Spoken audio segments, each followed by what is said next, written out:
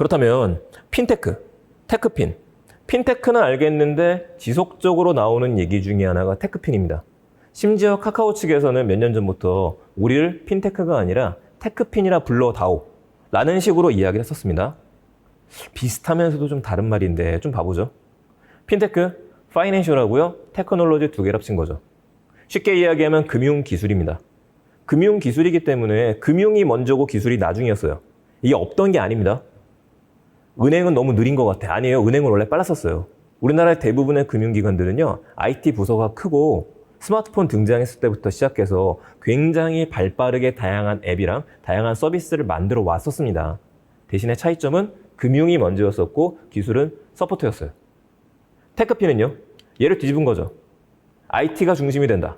IT가 중심이 된 상태에서 그 위에 금융이 올라타고 서비스 형태로 들어오기 시작한다. 그러니까 IT 서비스를 하는데 이 서비스의 영역 중에 하나가 금융이다. 이 관점에서 보시면 됩니다. 삼성페이를 생각해보세요.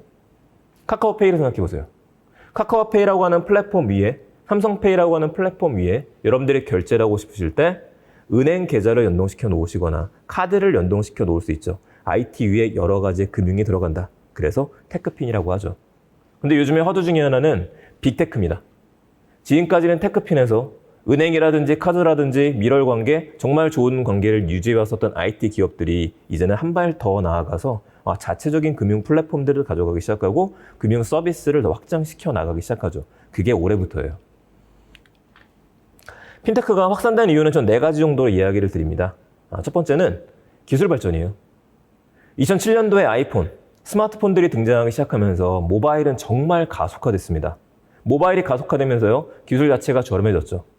어떤 일이 벌어졌느냐? 스마트폰 보급이 늘어났죠. 아마 지금 이 방송 보시는 분들 중에 스마트폰 없으신 분 없을 겁니다. 조사 결과가 작년에 나왔었죠. 한국의 스마트폰 보급률 대략적으로 90%를 넘겼습니다. 우리 이미 90%가 넘는 사람들이 스마트폰을 쓰고 있어요. 그러니까 모두가 쓰고 있는 겁니다. 이런 상황이 되다 보니까 세 번째가 나왔죠. 인식 변화. 금융 소비자는 제가 금융 소비자고 여러분들이 금융 소비자예요. 소비자들 중에 금융 활동을 안 하는 사람들이 없죠. 돈과 관련된 서비스를 하는 사람들이, 서비스를 원하는 사람들의 인식이 변화되기 시작했습니다. 스마트폰을 하루 24시간 동안 들고 다니니까 금융 쪽에 바라는 것도 많고요. 원하는 것도 많아지기 시작했죠. 그리고 여기에 불을 지른 것 중에 하나, 사실 4번째 거죠. 서브프라임. 금융위기 이후에 대안금융들이 나타나기 시작했었죠. 큰 여파였었습니다. 사람들이 돈이 필요한데 돈을 빌릴 데가 없어요. 이런 것들이 등장하기 시작하면서 은행이라고 하는 금융이라고 하는 큰 회사들이 갖고 있었던 다양한 영역들을 다양한 스타트업들이 나는 송금 부분, 나는 결제 부분, 나는 해외 송금 하나씩 떼어서 회사들을 만들기 시작해서 성장하기 시작했었죠. 그 시작이 2008년입니다. 그래서 한 10년 정도 이제 좀 넘은 것 같아요. 이러면서 우리는 뭐가 변했느냐? 금융 소비자들은요, 빨라졌습니다. 저는 IT 트렌드를 이야기할 때 한 5가지 정도의 키워드를 이야기 드립니다. 근데 이 중에서 핵심은 래피드예요. 스피드는 빠른 거죠. 래피드는요, 신속한 겁니다. 급함, 신속한 변화, 간편함, 이렇게 이어지게 되어져 있죠. 이 변화의 물결 위에 한번 올라갔던 분들이 한 번이라도 경험했던 분들은 과거로 못 돌아갑니다. 그렇다 보니까 사람들은 이제는요, 빠른 거를 넘어서 모든 것들을 간편화하기를 원해요. 이걸 간편 서비스라고 이야기를 하죠. 바로 이 간편 서비스, 여기서 간편 금융이 등장하게 된 겁니다. 금융 자체가 간편해졌습니다. 어렵고 무거운 게 아니라 굉장히 빠르게 접근할 수 있도록. 이러면서 아까 제가 인식 변화 이야기 드렸었잖아요. 소비자들의 요구가 바뀌었어요. 난 정말 편하게 쓰고 있는데 요즘에 게임도 모바일로 하죠. 사진을 찍는 것도 모바일로 찍습니다. 지금처럼 수업을 들으시거나 강의를 들으시는 것도 우린 다 모바일로 하고 있잖아요. 여기서 어떤 식의 요구가 변하기 시작했느냐? 조금씩 보도록 하죠. 첫 번째는 간편 결제와 송금이에요. 돈을 보내는 방법, 결제라는 방법, 이런 것들이 변화가 됐죠. 여러분들 친구들한테 돈 보낼 때 어떻게 보내세요? 완전히 달라졌죠? 예전에는 같이 식사를 하고 난 다음에 더치페이 하자, 이렇게 얘기를 했었을 때 상대방의 계좌번호를 알고 난 다음에 그 친구의 계좌번호로 돈을 보내주기 위해서 여러분들도 은행 앱에 들어가시거나 아니면 텔레뱅킹과 같은 서비스를 썼습니다. 물론 그 예전에는 ATM기 머신 같은 것들을 썼죠. 그렇다 보니까 더치페이 자체가 불편해요. 안 합니다. 요즘에는요, 너무 쉽죠. 이런 서비스들 이용하실 거예요. 간편 송금, 돈을 보낼 때. 토스, 아니면 카카오페이. 어떤 거 사용하세요? 어떤 거 사용하세요? 그쵸? 이분들. 왜 그러냐? 예전에는요, 토스를 많이 썼습니다. 저도 토스를 압도적으로 많이 썼던 것 같은데, 그래도 제가 하루에 2번, 아니면 3번 정도씩은 이제 강의를 돌아다니면서 정말 전국에 있는 많은 분들한테 대기업, 중소기업 할 거 없이요. 대학생 친구들도 마찬가지요. 이걸 써본 사람들 손들어 보세요. 요즘 어떻게 합니까? 라고 조사들을 좀 하고 다녔습니다. 그 결과를 좀 이야기 드리게 되면은 뭐 정확한 퍼센티지를 내진 않았어요. 몇 년 전만 해도 토스를 사용하시는 비율이 상당히 많았었습니다. 토스로 돈 보냅니다. 간편해요. 혁신이었었거든요. 다른 사람한테 돈을 보내는데 계좌번호를 알 필요가 없죠. 이게 특징이었습니다. 계좌번호 알 필요 없이 전화번호만 알면, 혹은 카카오톡 친구면은, 여러분 송금할 때 돈만 넣어서 보내게 되면은 계좌번호 입력은 그 사람이 알아서 했었었죠. 이게 혁신이었습니다. 없던 서비스는 아니었었어요. 생각할 수 있었었는데 큰 기업들은 바로 진행하지는 못했었죠. 토스와 같은 회사들은요, 일단 이거 하나만 잡고 들어가니까 금방 서비스를 고도화시킬 수 있었어요. 문제는 허들이 높은 게 아닙니다. 낮기 때문에 금방 다른 회사들이 따라갈 수 있죠. 카카오페이는 약간 반칙이죠. 카톡이잖아요. 대화를 하다가 돈을 보내는 거 자연스러운 일이 돼버렸습니다. 그래서 요즘에 제가 조사 한번 해보면 카카오페이로 돈을 송금하는 경우가 훨씬 많아진 것 같아요. 물론 이 2개 회사들은 초창기에 돈을 보낼 때 무제한 무료 송금이 들어갔었죠. 요즘에는요, 횟수 제한이 걸리긴 했어요. 근데 뭐 작년에 법규 바뀌게 되면 사실상 이제 무제한 무료 송금으로 다시 돌아와도 될 것 같긴 합니다만, 그건 뭐 회사의 내부 사정이 있겠죠. 놀라운 거는 대부분의 주거래 은행 앱에서도 여러분들 송금 가능하세요. 대부분의 주거래 은행이라고 하는 것들은 우리은행이라든지 하나은행이라든지 아니면 기업은행이라든지 원래부터 사용하던 통장이 있으셨을 겁니다. 근데 생각해보세요. 여러분들이 처음에 은행에 가입을 해서 은행 계좌를 개설을 했었을 때 왜 하셨나요? 어떤 은행을 선택한 기준이 분명히 있으셨을 텐데 생각해보게 되면 내가 이 은행이 마음에 드니까 하는 경우는 없습니다. 집에서 가까워서, 혹은 여러분들 회사에서 돈을 입금을 해줄 때 회사에 제휴되어져 있는 통장이 그 은행이기 때문에, 혹은요 학교에서 학자금 대출 받으셨을 때 그 은행을 써야 되기 때문에 이런 경우에서 우리가 개설하는 경우가 많았었어요. 그러니까 생활 밀착형일 때 우리는 은행을 썼다는 얘기가 됩니다. 오프라인도 마찬가지고요. 여기서 변화가 있었던 건데, 아무리 핀테크 기업들이 커진다고 하더라도 여러분들이 그동안 몇십 년 동안 잘 써왔던 우리의 주거래 은행을 쉽게 떠나지는 않습니다. 다만 앞에서 이야기 드린 이 회사들, 토스와 카카오페이와 같은 것들, 핀테크 기업이죠. 작고 빠르게 움직이면서 송금이라고 하는 부분은 넓혔어요. 그런데 이 넓혔었던 부분, 이제 시간이 지나면서 대부분의 은행 앱들이 다 따라잡았습니다. 근데 차이는 뭐냐? 사람들이 몰라요. 이게 문제입니다. 그게 돼요? 라고 저한테 도의로 물어봅니다. 왜냐면 은행 앱을 들어가는 것들은 극히 제한적이죠. 여러분들이 누군가한테 돈을 보낼 때라든지 입금된 내역을 확인할 때라든지 이때 들어가다 보니까 새로운 서비스가 되면서 업데이트가 되고 좋아졌는데 연락처만 알면 돈을 보낼 수 있는데 이걸 모르고 안 쓰는 분들도 굉장히 많아졌다는 거죠. 이거는 앱 자체의 디자인을 좀 바꿀 필요는 있는 것 같아요. 여튼 이미 사용이 가능하다. 그러면 이런 것들도 등장했네요. 제가 구글 이미지 검색을 좀 많이 보여드릴 겁니다. 여러분도 해보시라고 하는 이야기고요. 보시게 되면은 지금 페이라고 해서 여러분들 송금이라고 검색 한번 해보시게 되면은요, SSG, 쓱페이라고도 하죠. 쓱페이에서도 오픈뱅킹 서비스가 들어가기 시작하면서 다른 사람한테 돈을 보내는 기능들도 들어가기 시작합니다. 이 영역이 금융권들의 고유 영역에서 아닌 걸로 점점 바뀌어져 나가기 시작해요. 그럼 이 회사들은 왜 도대체 이런 기능을 넣기 시작하느냐? 그냥 앱에서는 쇼핑만 하면 되잖아요. 근데 왜 도대체 송금 기능을 넣기 시작하느냐? 그건 좀 이따 한꺼번에 정리를 할게요. 자, 송금이 있으면은 결제가 있습니다.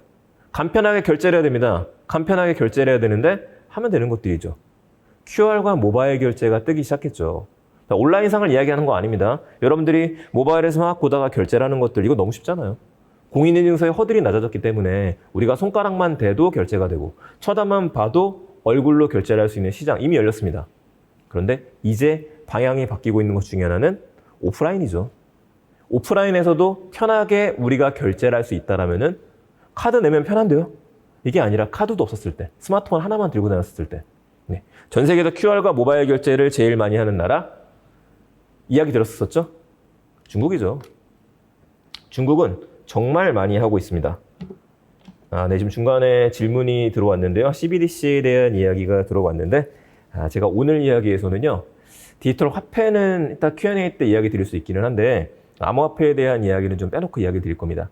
개인적으로 암호화폐를 그렇게까지 좋아하진 않아가지고, 그거 제가 나중에 한번 얘기 드릴게요. 자, 앞에 있는 모습은 제가 중국에 갔을 때 찍었던 모습인데, 길거리 어디에서나 물건을 사거나 결제를 할 때 화면에 보시는 것처럼 QR코드를 인식하면 결제를 할 수가 있죠. 이미 금융이 IT 기술이라고 하는 게 중국 사람들을 바꿔놨잖아요. 하나 더 봐볼까요?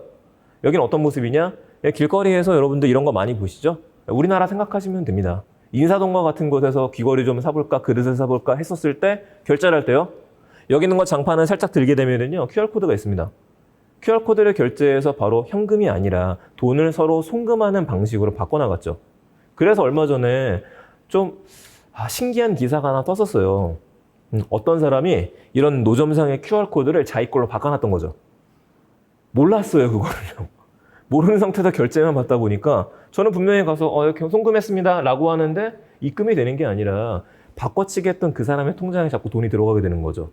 바쁘면 그럴 수도 있잖아요. 그런 일들도 일어나게 됐더라. 어쨌든 전 세계에서 QR 결제, 모바일 결제 제일 많이 하는 나라는 중국이에요. 중국이 이렇게 바꾼 거는 사실상 알리바바였었죠. 알리바바의 마윈이 예전에 얘기했었잖아요. 신용카드는 부자들을 위한 것이고 QR 결제, 모바일 결제는 가난한 사람들을 위한 것이다. 중국은 신용카드 보급률이 낮기 때문이죠. 그럼 우리나라는요? 신용카드 안 쓰는 사람 거의 없습니다. 80에서 90% 정도는 되지 않을까 싶은데요. 웬만하면 다 신용카드를 쓰시니까. 그러면 국내 시장에서는 QR 결제 시장이 활성화가 되어져 있느냐? 잘 안 되어 있습니다. QR 결제는 예전부터 있었어요, 사실상. QR을 사용하는 경우가 정말 많았습니다. 스마트폰 초창기에요. 여러분 강남역이나 선릉역이나 그런 데 가보시게 되면은 지하철 벽면에 과자부터 시작해서 편의점에서 파는 물건들이 쫙 진열이 되어져 있고 벽에 붙어 있는 겁니다. QR코드를 인식하게 되면은 간편하게 결제까지 할 수 있다. 이런 식의 홍보가 됐었어요. 하지만 생각보다 불편했습니다. 앱을 설치를 해야 되고 인식하는 게 굳이 이렇게까지 해야 돼? 분위기가 중요한 거죠. 지금은요. 여기 제일 빠르게 움직이는 곳 중에 하나가 바로 카카오죠.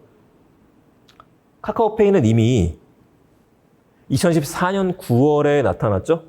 그리고 2017년도 4월 달을 보시게 되면은 이때부터 분사를 해갖고 카카오페이를 만들어내기 시작합니다. 그리고 2018년도 5월 달에 이제는 오프라인으로 진출을 했어요. 그러니까 2년 전부터 카카오페이는 착착 준비를 해왔던 겁니다. 저도 갖고 있긴 합니다만 자영업을 하시는 분들이라면 카카오페이 신청을 하게 되면은 키트를 보내주죠. 키트를 보내줘서 여기는 카카오페이로 결제가 됩니다 라고 붙여놓을 수 있고 카카오페이 입간판을 세워놓는 것도 가능해요. 그래서 카카오페이를 통해서 QR 결제하시는 분들이 조금씩 늘어나고 있긴 했었습니다. 왜 이런 것들을 만들기 시작하느냐? 카카오페이는 모바일의 강자는 될 수 있지만 오프라인에서는 아직까지 자기의 카드를 쓰거나 아니면 삼성페이를 쓰시는 경우가 훨씬 많거든요. 사용처를 늘려야 되는 숙제가 있었던 겁니다. 그래서 굉장히 많은 이벤트들을 해왔었는데 그 중에 하나도 카카오 프렌즈샵에 가시게 되면은요. 프렌즈샵에 있는 물건들은 카카오페이로 결제가 가능하죠. 그때그때 이벤트를 할 때마다 다르지만 여러분들이 카카오페이로 결제를 하게 되면은 10% 할인을 해주는 경우들도 있어요. 그럼 이왕이면 내가 카카오페이에 등록해놨었던 카드나 은행 계좌나 거기서 어차피 결제가 되는 건데 카카오페이 간편 결제까지 하게 되면 할인을 또 해주네? 그럼 사용할 수밖에 없게 되는 것들이죠. 그럼 이거 어떻게 결제를 할 수 있느냐? 정말 신기하게도요. 제가 강의할 때마다 여쭤보게 되면은 카카오페이를 오프라인에서 결제를 해보신 분도 있고 안 해보신 분들도 꽤 많은 것 같습니다. 제가 QR코드를 하나 띄워놨는데 이런 QR코드를 그냥 인식하시면 되는 거거든요. 스마트폰에서 아주 간단하게 할 수 있죠. 만약에 아이폰 사용하시는 분들이면은 그냥 카메라만 실행하셔갖고요. 앞에 있는 QR코드를 쓱 비추시면 되죠. 그러면은 카카오페이가 바로 연동이 돼가지고 열리게 될 겁니다. 안드로이드 폰도 쉽게 스마트 카메라 렌즈를 써서 얘를 비춰보시면 연동이 되는데 그렇지 않다라고 하면은 카카오톡 들어가신 다음에요. 맨 위에 보시면은 검색창이 있죠. 친구를 찾을 때. 그 검색창 돋보기를 눌러보시게 되면은 오른쪽 위에 스캔할 수 있는 바코드 모양의 아이콘이 하나 나와요. 예, 걔를 실행하시면은 바로 카카오페이 QR코드를 스캔할 수 있게 됩니다. 자, 눈앞에 있는 지금 QR코드를 스캔하게 되면은요, 카카오페이 앱이 열리고, 예, 이인복한테 송금을 하라고 뜨실 거예요. 이렇게 만들어져 있어요. 이건 뭐냐? 제 계좌번호인 거죠. 그래서 저는 요즘에 행사를 진행을 할 때, 예전에는 행사를 진행을 할 때마다 카드 결제 단말기 같은 것들 빌려갔습니다. 혹은 현장에서 현금 결제하시겠다는 분이 있으면은 조금 귀찮지만은 잔돈을 준비했어야 돼요. 지금은요, 그럴 필요가 없죠. 그냥 제 QR코드를 출력해서 2장을 붙여 놓으면 됩니다. 처음에는 이렇게 사용을 할까? 궁금했었는데, 우리나라에서 저녁 때 이렇게 강의를 오시거나 강의를 들으시는 분들 중에 물어보면은요, 특히 IT를 좋아해서 오시는 분들은 카카오페이 가입 안 하신 분들은 거의 없어요. 대신에 오프라인에 내가 결제를 안 해봤는데요 라고 이야기하면 자연스럽게 결제하시면 됩니다 라고 알려줄 수도 있게 돼 있죠. 이래서 사용처들이 늘어났던 겁니다. 다시 한번 이야기 드립니다. 여러분들이 카카오페이 이런 방식으로 쓰게 되면 장점 중에 하나, 잔돈을 거슬려 줄 필요가 없는 거죠. 그리고 수수료에 대한 것들도 어느 정도 해결이 됩니다. 이것 때문에 사용은 늘어나요. 실제로 이런 경우 많이 볼 수 있죠. 예, 제가 얼굴의 보호를 위해서 이렇게 좀 만들어 놓긴 했습니다만, 자, 이건 제가 지난번에 길거리에서 찍었던 사진입니다. 보다시피 앞에 카카오페이 결제 가능하다라고 써 있죠. 혹은 제로페이 결제 가능하다라고 써 있어요. 이렇게 놓았을 경우에는 어떤 심리적인 만족감을 줄 수 있냐면, 그냥 길을 가던 사람들이 요즘에 현금 안 들고 다니거든요. 현금이 없는데 노점상에서는 물건을 못 사 먹을 것 같아요. 이게 기본적인 인식입니다. 그런데 걸어 놓는 거죠. 카카오페이 됩니다. 제로페이 됩니다. 이거를 놓는 순간에 지나가다가 잠깐 멈춰서 이걸로 결제할까? 라고 생각을 하게 돼요. 길 가던 사람들을 잠깐 멈출 수가 있게 되는 거죠. 그래서 혹시 가게를 하시는 분들이 있다라면, 자영업을 하시는 분들이 있다라고 한다면 이미 가입하신 분들도 있겠지만은 반드시 이런 서비스는 등록하셔갖고 오픈시켜서 붙여놓을 필요가 좀 있으십니다. 네이버페이, 은행 앱, 이런 것들도 사용이 가능하죠. 여러분, 네이버페이로도 오프라인 결제가 가능한데 혹시 사용해 보셨나요? 은행은요? 은행 앱에서 송금이 되는 건 너무 간단한 일이었었어요. 은행 앱을 통해서 여러분들이요, 다른 사람한테 돈을 전화번호만 알면 보낼 수 있다? 이건 너무 당연한 일이에요. 근데 이걸 넘어서 은행 앱으로다가 물건을 살 때 결제까지 할 수 있다? 이러면은요, 은행이라고 하는 분야가 결제 단계까지도 넘어갈 수 있다는 얘기가 됩니다. 이건 어떻게 가능할까요? 가능하죠. 바로 얘를 쓰면 가능한 거죠. 제로페이. 제로페이가 초반에 참 욕을 많이 먹었습니다. 혈세를 낭비했다는 얘기부터 시작해가지고 도대체 어디서 사용해야 되는지 사용처를 모르겠다 라는 이야기가 꾸준히 나왔었던 게 제로페이였었어요. 근데 생각해보게 되면 이게 나옴으로 인해서 사람들한테 인식 하나를 줬었죠. 저는 예전부터 제로페이가 나오면서 좋은 일을 많이 했다라고 이야기했었습니다. 기억하실 거예요? 어떤 걸 주기 시작했느냐? 사람들한테 오프라인에서 결제가 가능하구나. 오프라인에서 QR코드로 간편 결제가 가능하구나. 이런 인식을 계속 줬었어요. 그리고 지금처럼 언컨택트, 언택 시대가 되기 시작하면서 사용하는 사람도 늘었죠. 자, 바로 이 제로페이에서 은행 앱과 연동이 되어 있습니다. 네이버페이도 제로페이랑 연동이 되어 있어요.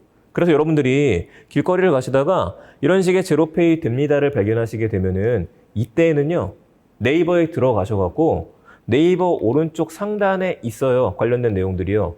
그것들을 누르셔가지고 카메라를 활성화시킨 상태에서 제로페이를 인식하게 되면은 네이버페이에서 바로 결제가 되게 됩니다.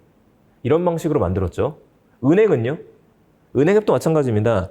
은행 앱도 이미 준비는 제가 다 되어져 있다라고 했었죠. 지금 화면에는 기업은행 거를 제가 캡처를 뜬 걸 보여드리고 있는데, 기업은행 하단 메뉴를 봐보시게 되면은 IBK 제로페이라는 메뉴가 있습니다. 이게 안 보이시면은 나의 맞춤 메뉴로 들어가시면 돼요. 우리은행도 마찬가지입니다. 다른 은행에서도 제로페이로 활성화시킬 수 있는 메뉴가 있어요. 처음만 활성화시키시면 됩니다. 그 다음에는 결제를 하겠다. 바코드 결제하기 버튼을 누르시게 되면은 이제 스캐너가 뜨게 되는 겁니다. 그걸 통해서 여러분들이 인식하게 되면은 바로 제로페이로 결제가 되면서 내 은행 앱에서 돈이 송금되는 형태로 바뀌게 돼요. 편한 거죠. 정말 현금 없는 사회. 우리가 스마트폰 하나만 들고 다니면 되는 걸로 바뀌었어요. 그럼 이게 앞으로 더 가속화될 수 있느냐? 물론입니다. 지금 안타깝게도 코로나가 끝나지 않았죠. 코로나 이후의 세계를 많은 사람들이 이야기하지만요, 그냥 코로나와 함께 사는 세계가 돼버린 것 같아요. 이러면서 지금 정부에서 진행되고 있는 사업 중에 하나가 전자명부죠. 여러분들이 어딘가를 가실 때 내가 여기에 왔다라는 것들을 QR코드 스캔을 하고 들어가야 됩니다. 똑같네요. QR코드 스캔을 잘 안 해보셨던 분들 같은 경우에도 내가 누구인지를 등록하려면 QR코드 스캔을 해야 되니까 이거 어떻게 써야 되는 거지? 네이버에서 가능하잖아요. 네이버에서 카메라를 실행하고 스캔을 하면 돼요. 이 방식 그대로 네이버를 스캔하게 되면 돈을 송금할 수 있겠네. 카카오톡도 이제 제휴가 되게 되면은 가능하게 바뀌죠, 7월부터.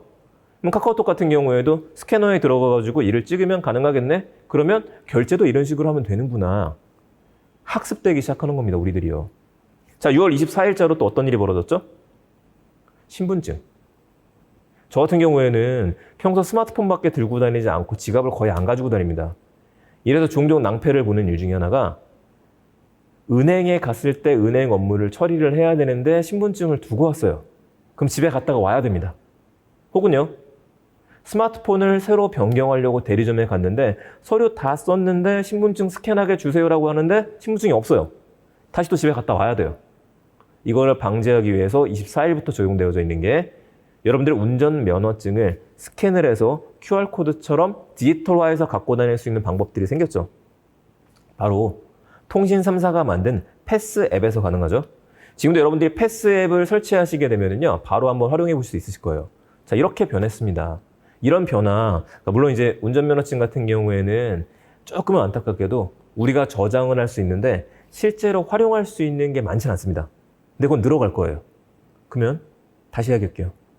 저뿐만 아니라 여러분들이 스마트폰에서 모바일로 뭔가 결제라는 것들, QR을 인식하는 것들, 이거를 잘 안 해보셨던 분들이 학습이 되기 시작합니다. 이게 조금만 진행이 된다면요, 모바일 결제 시장은 더 많이 확대 재생산될 수밖에 없다라는 거죠.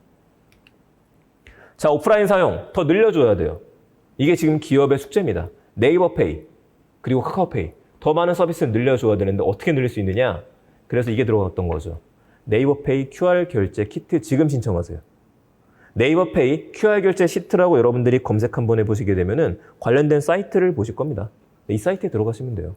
사이트에 들어가셔갖고 신청을 하시게 되면은 밑에 써있죠.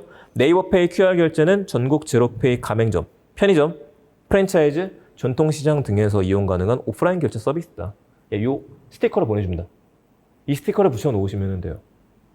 카카오는요? 또 카카오도 갖고 있어요. 카카오톡 주문하기 포 비즈니스라 그래갖고 이미 카카오톡에서도 챗봇으로 쉽게 커피를 주문하는 것들이 서비스 되고 있었습니다. 그러면 확대하면 되겠죠? 네, 커피뿐만 아니라 음식도 주문할 수 있는 서비스를 만들었죠, 이미. 그러면 이 서비스 신청하시면 돼요. 두 군데 중에 하나만 신청해야 됩니까? 아니죠, 양쪽 다 하셔도 됩니다. 어차피 고객이 선택하는 거기 때문에 어떤 걸 붙여놓으셔도 상관없어요. 대신에 제가 부탁드리자면은 이런 것들은 이런 이슈가 있었을 때 먼저 이용해 보시는 것도 좋을 것 같습니다. 그럼 그만큼 좀 더 혜택을 주지 않을까 싶네요. 그럼 어떻게 이게 확대가 되게 되느냐? 자, 이걸 생각해 봐야겠죠. 스마트한 주문이라 그래서 카카오하고 네이버가 계속 싸우고 있는 것 중에 하나가 테이블을 점령하는 거죠.